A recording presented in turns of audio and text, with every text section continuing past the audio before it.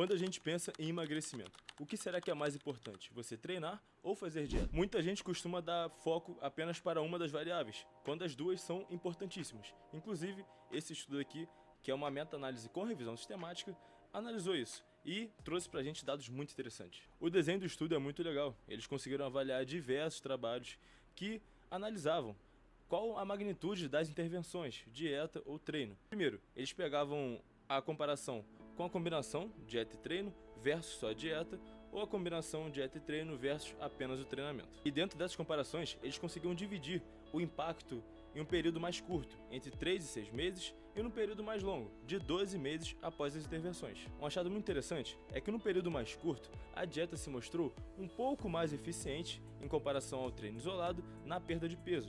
Ou seja, quando a gente comparava o treino e dieta com só a dieta conseguia ter um efeito similar à combinação. Já o treino ficava aquém do resultado da combinação de treino e dieta. O que isso diz pra gente? Que no curto prazo, você cuidar mais da sua alimentação, conseguir restringir as calorias que você consome, pode ser benéfico para o emagrecimento. Porém, quando a gente vai para o longo prazo, os dois tiveram um resultado muito parecido quando avaliados de forma isolada.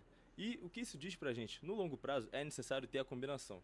O estudo consegue concluir que a combinação dos dois é fundamental para que você consiga perder peso e não somente isso, para que você consiga manter esse peso perdido, que é um dos maiores desafios. Claro, a gente não pode pegar esses resultados e analisar isso de forma tendenciosa. Isso não significa que você deve dar mais prioridade para a dieta e depois de um tempo começar a treinar. Você sempre deve tentar conciliar as duas intervenções. O que acontece? Na dieta, quando você busca emagrecimento, você restringe as calorias que você consome e isso te ajuda a proporcionar o déficit calórico. O treino é um dos grandes aliados do déficit calórico, justamente porque ele aumenta o seu gasto energético. Se você consome menos e gasta mais, a longo prazo você irá emagrecer.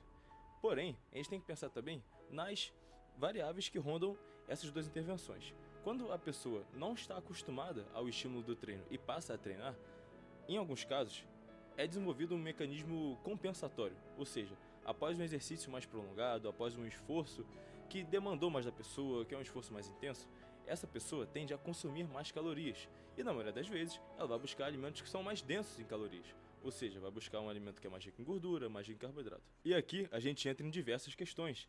Tem aquele básico pensamento de, eu treino para comer, eu malho para comer.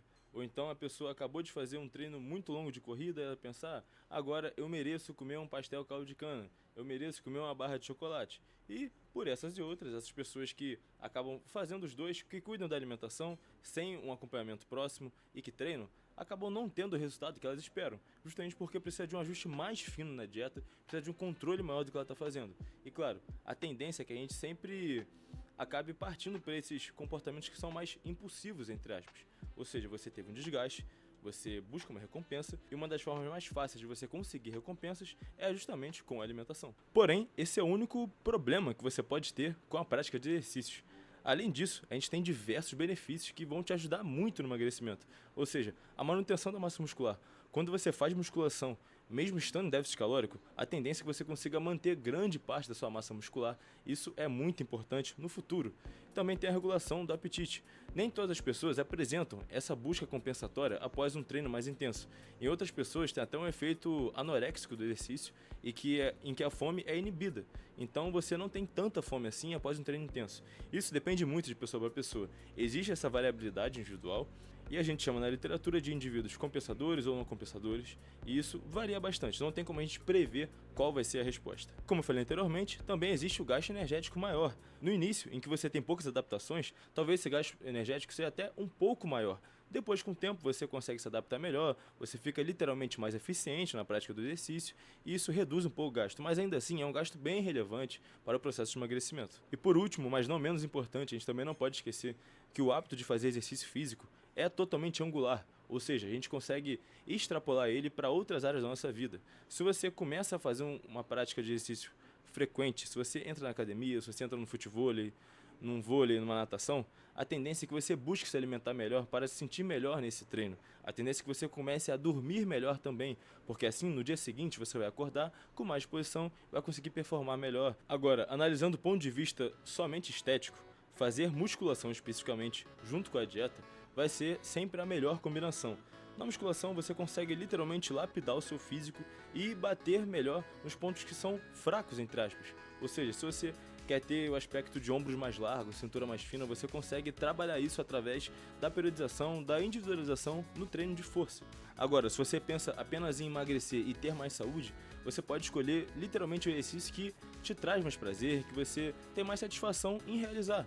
Por exemplo, tênis, futevôlei, cara, tem diversas possibilidades. Você pode fazer dança, triatlon, então assim, não fique preso somente a uma modalidade. Você pode explorar, você pode conhecer outras coisas que podem te agradar e trazer um bom resultado no emagrecimento e na sua saúde. Ao longo do tempo você vai se sentindo mais eficiente em fazer a dieta, eficiente em fazer o treino, e tudo isso vai te dar mais confiança no processo. Você se sente mais eficaz, você tem uma percepção de prazer, de controle muito maior. Então, não desista. Eu sei que o começo é difícil, eu sei que você vai sentir muitas dores após o treino, eu sei que você vai ficar com fome no início da dieta, vai se travar muito para não ceder aos impulsos de comer um chocolate, de comer uma pizza, mas isso tudo faz parte do processo. E se em algum momento você tinha dúvida sobre qual é mais importante na perda de peso, dieta ou treino, pode esquecer isso, porque os dois são igualmente importantes e se complementam nesse processo que é tão difícil, que muita gente busca, que é emagrecer e manter esse peso perdido ao longo do tempo. E agora chegamos ao final do vídeo. Agora você pode explicar para o seu parceiro de academia, familiares, amigos, para namorada,